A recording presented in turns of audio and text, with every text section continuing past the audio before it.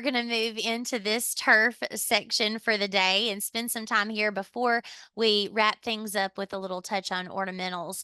So, I would really, I really want to start us off with it's an alternative turf question. And Andrea, I think you typed some answers for us in on the question portal, but I want to let everyone know what that question is, and I'm going to share their photo as well. So it says, my house and backyard are on a very shaded north facing slope.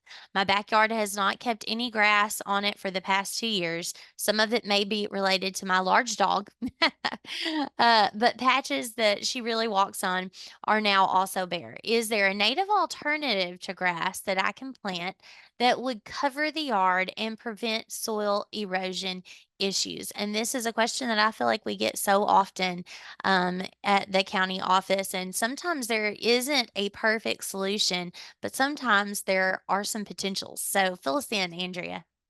Absolutely. Thank you for this question, and kudos to the property owner that submitted this photo for recognizing that bare ground is an erosion issue. Not only it kind of hurts your soil quality and you're kind of losing all that nice organic matter, your topsoil, but that soil is making its way somewhere. And so ultimately, wherever that soil is landing, as eroded soil, it turns into sediment and likely sediment pollution. So kudos to the homeowner for trying to remedy this issue. Yeah, so a lot to consider here with the potential dog traffic, the light requirement here. So we've got some shade. And then I do see this downspout coming into the photo. So maybe a little bit of a moisture going on here in the soil. So there are definitely some options. I love the question about some native alternatives here. It sounds like the whole space does not need to be used for high traffic areas. So my recommendation would be, since there is quite a bit of shade here, there are some wonderful sedges. There's a whole bunch of native sedges that are native to Tennessee that love this type of condition. We've got some dappled shade, and even those wet areas, some sedges can really go a long way here. And there's some sedge species that will also stay pretty short, and so will also mimic that grass aesthetic.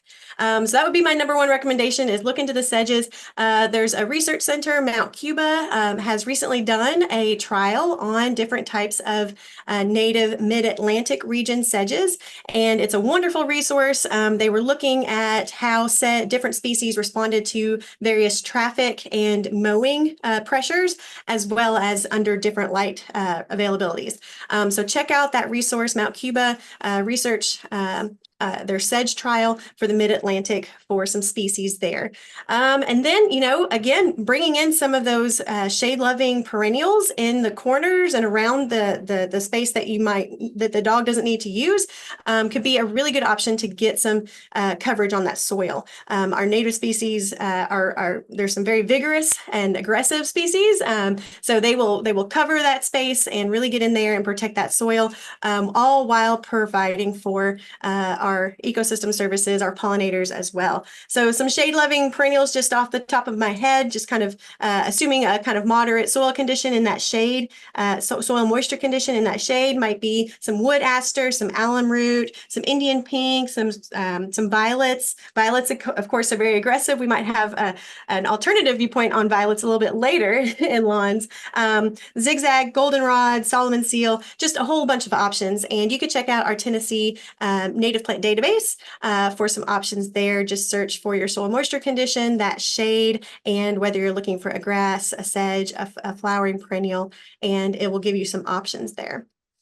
Just one more note on that downspout. If water does come out of that downspout pretty quickly and causing erosion or scour at that outfall, I would recommend maybe some nice aesthetic stones or a little bit of an apron of hardscape of sorts to help really just prevent that erosion, resist that power of that water, and help to spread it out into that what will be a vegetated area. All excellent points. And when I saw that question come in, I just knew. I said, this is right up Andrea's alley. She's going to be I so jumped on that one. excited. We get to talk Yeah. about native plants. We get to talk about water movement and properties. We get to talk about, preventing soil erosion. So all great. He gets So to thank you so recommend much. violets right before Mitchell talks about weed control. I mean, it's perfect. I know. Everybody's got their own take on it, right? That's right. That's right. So, okay. So we're going to roll on into lawns and we have several questions. I think we may have time to hit two or three of them here, Mitchell. I'm going to start I'm gonna start with, and this might take a minute to address, but it says, "What types of grass should I use for my lawn? I live on the plateau in Crossville." So I realize we have folks from all across West Tennessee here with us, and so this can look different, right, depending on where you are. Sure. Certain, species are going to do better in certain areas of the state than others, and also our windows for seeding, especially our warm season turfs, is kind of drawing to a rapid close. And so depending on what kind of grass is best for you, you may not have a lot of time left in your actionable steps at this moment, but it's good to kind of talk about those. So you want to take us through some options specifically for the plateau, but maybe highlight, you know, just briefly how that might be different than the western region or the eastern region. Sure. First, I'm Mitchell Moat, ag agent in Rutherford County here in Murfreesboro. When it comes to selecting a turf grass to use for your home lawn, you got to think of a few different things. One is, what are your expectations? What do you want the lawn to be? What are you going to use it for? And then, what will your site support? Is it suitable for growing turf grass? How much sunlight do you have? How much shade do you have? Et cetera, et cetera. So when it comes to the different kinds, you've got your two main types, your cool season grasses. That's the things like the tall fescue, the Kentucky bluegrass, and so on. They're called cool season because they do their most aggressive growth in the cooler months, spring, early summer, and fall period, late winter and fall. And then you've got your warm season grasses that really love the heat, and they don't really take off and start growing until it does get hot. You're talking about primarily for Tennessee, Bermuda grass, zoysia grass, I guess. And they're going to be dormant during the cool months. They're going to be brown. They're not dead, but they're going to turn brown because frost pushes them into dormancy, and they don't take off and green up and start growing again until soil temperatures get warm enough and stabilize in the spring of the year. You stop having that up and down business. So what are your expectations? What do you want it to look like? How much effort do you want to put into it, and so on? There on the plateau, you can grow both, I guess, both warm and cool season. And you might want to, since you're in Cumberland County, you might want to speak specifically to Greg about this at some point to could get into a little deeper discussion. But from an establishment standpoint, from a cool season grass, tall fescue is the one that's primarily used across the state. In most often in most home landscapes. If you've got shaded areas that do receive enough light to potentially support some grass, you might include some fine fescues in with that mixture. Things like, for example, strong creeping red fescue would be an option there, a hard fescue. From a When do you establish those? The cool season grasses, they're best established in the fall of the year. The September, October time frame is probably going to be your better option. If you're establishing from seed, sod can still, we're getting kind of late for cool season sod, even for sod producers to cut it. Because they don't like to cut it and sell it when the chances of survival are not going to be as strong. But you may still find some cool seeds. And I don't know if the homeowners want to establish it right now or not. That wasn't real clear in the question, I guess. But from a seed standpoint, you're looking at fall, September, October. Sod, the cooler it is, the better growing conditions, the easier it is for it to take off. But you can be outside that fall window and still be successful establishing cool season sod. From a warm season grass standpoint, and folks in West Tennessee are going to really lean heavy on the warm season grasses. You don't see a lot of fescues in the western part of the state. You see a lot more zoysia grass and Bermuda grass over there. And then as you move off the plateau and up into sure enough East Tennessee, then probably going to be heavier on the cool season grasses, but there are still some warm season grasses being used there. Here in Middle Tennessee, we don't grow any of it very good, so we just have a mixture of just a mess of both of them. So, we always have struggled with that. The warm season grasses, Bermuda grass, zoysia grass, a lot of the good ones are going to be vegetatively propagated. You're either going to establish those from sod, or you're going to establish them from plugs, especially zoysia grasses. A lot of plugs can be used there, or sod. There are some seeded varieties of Bermuda grass that can, look very nice and look good for you. Since they're warm season grasses, from a seed standpoint, you want to be past frost danger. So probably you're looking at May, through June is about your cutoff point for establishing from seed. Now, from the zoysia grass side, you don't have a lot of options for seed. Zenith is probably the most common one, and it's not always that readily available. But you could. It's slow. Zoysia grass seed is slow to germinate, slow to grow in. Your better option, I think, to get a lawn established with zoysia is going to be from sod or from plugs. Bermuda grass, again, you can sod it or you can sprig it, and all sprigs are just little pieces of stolons and whatnot that are planted into the seed bed, but they can be an option for you. Sod, right now's a good time to apply it to plant zoysia grass, Bermuda grass sod. It'll work out pretty good. Back to those expectations, from a number of green days, you're going to get the greatest number of green days in the course of a year with your cool season grasses. Tall fescue, primarily the one, maybe some bluegrass mixed in with that. You will have a summer slump because the hot weather is going to make it suffer because they are cool season grasses. So when you start getting into the upper 80s, the growth rate slows down, and especially you throw some drought stress in on top of it, and you'll see potentially very often you're going to see thinning out of some of those populations. That's why we interseed those cool season grasses in the fall of the year so frequently. You hear about aeration and overseeding or interseeding. That's the reason for doing that, because they get thinned out just due to natural weather stresses and so on. The warm season grasses, they love this kind of weather. Boy, if you don't have irrigation, you got full sun, you might want to think about using warm season grass because life will be simpler. Okay, it will just be simpler for you. And plus, you've got a shorter growing season. Basically, gosh, this year it was way up in May, really, before a lot of Bermuda grasses really showed a lot of green color to them. And they're, just hitting their stride now for aggressive growth. So the mowing season has started. It's been going on now, I guess, for about a month on the warm season grasses. But come the first good hard frost in the fall, that mowing season is over with. So you can park the lawnmower, sharpen the blades, change the oil, and put it away for the winter because you're through with it. And it's not going to start, you're not going to start mowing again until, you roll back around to maybe late April some years, May other years before it comes back out of dormancy and starts growing. Yeah. The warm season grasses, they are creepers. And that's not a bad kind of creeping, I guess, depending on how you look at it. They do have the ability to fill in places if a spot gets killed off, for example, from dog urine, or you spill gasoline. When you're filling up the lawnmower, you get a bare spot out there, they'll creep back in and fill it in, where the cool season grasses not going to do that so well. So that's an advantage for warm season grass, but you might look at it as a disadvantage for warm season grass because it'll creep over in your flower beds if you don't manage on a regular basis to keep it out of there. So That's right. That's right.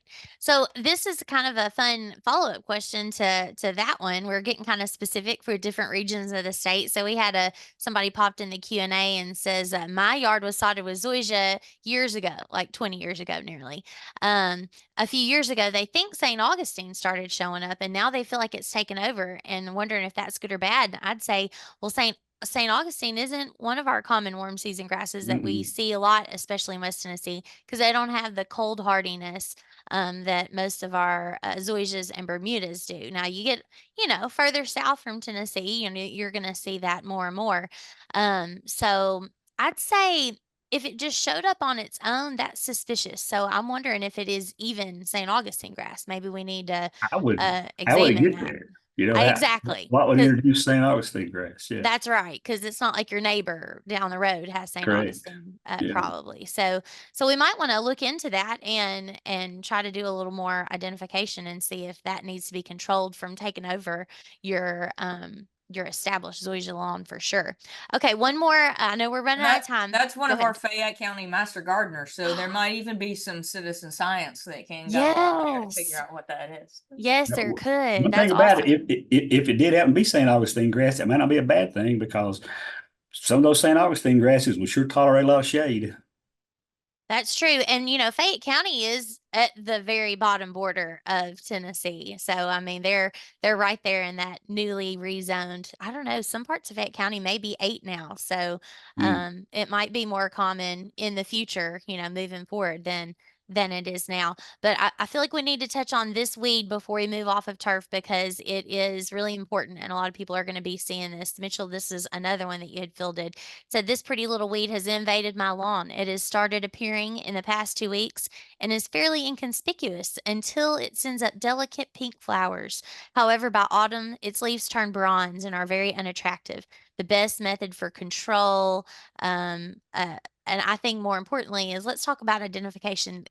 I'm going to share the photo and while you tell us about this weed that is just horrible for us.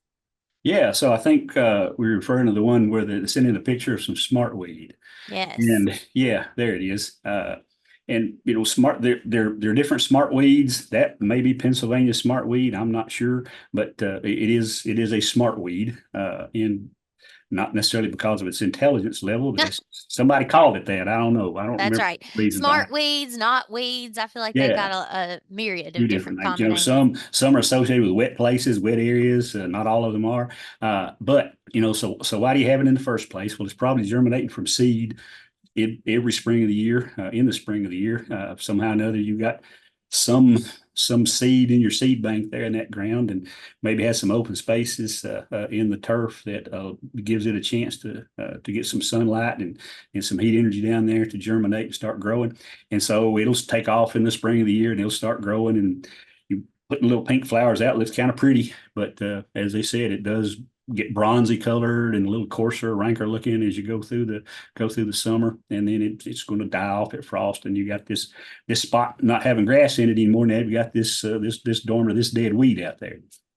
So what do you do to control it? Well, first thing is do good cultural practices on your turf grass. Do the things you need to do to grow good grass to keep a good population of grass, and that includes following a fertility program based on your soil test. Fertilize to supply the nutrients that the soil test indicates that are insufficient, that you need to supplement so that the grass will have what it needs to do the best growth. Mow at the correct height. If it's tall fescue, they call it tall fescue for a reason. So you mow high, somewhere in that 4-inch range is not a bad is not a bad cutting height for tall fescue. Some of the other grasses, and we didn't see what grass it was growing in. That seemed to be growing in some pavement or gravel or something there.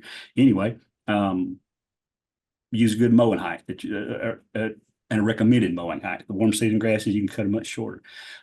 Those weeds germinate from seed in the spring of the year. The use of a pre-emergent product that you could use for crabgrass and other annual weeds can help minimize those populations too. Applied in the springtime sometime, shoot probably for the early March time frame, can help keep some of those populations down. Once they do get up, if you do have escapes, they do get up and start growing. Controlling them while they're young before they have a chance to produce seed, to add more seed to the seed bank so you'll have another crop in coming years is a way to help start breaking that cycle up some.